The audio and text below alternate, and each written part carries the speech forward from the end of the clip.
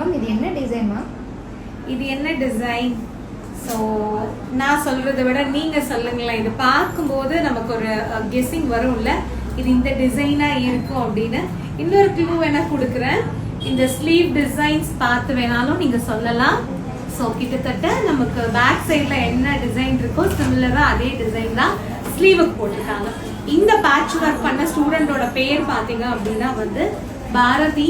So பாரதியோட ரொம்பவே அழகான ஒரு பேட்ச் ஒர்க் பிளவுஸ் இது. ஸோ இது எங்க ஸ்டூடெண்ட் வந்து ஸ்டிச் பண்ணது. மறக்காம கமெண்ட்ல இது என்ன டிசைன் அப்படிங்கறத வந்து நீங்க கெஸ் பண்ணியிருந்தீங்கன்னா கரெக்டா சொல்லுங்க. ஏன்னா நீங்க கரெக்டா கெஸ் பண்ணீங்கன்னா பாரதிக்கு ரொம்ப சந்தோஷமா இருக்கும். பரவாயில்லையே, நம்மளோட டிசைனோட ஃபினிஷிங் வந்து கரெக்டா தான் இருக்கு, அதனால இவ்வளோ பேர் சரியா சொல்லியிருக்காங்க அப்படின்னு.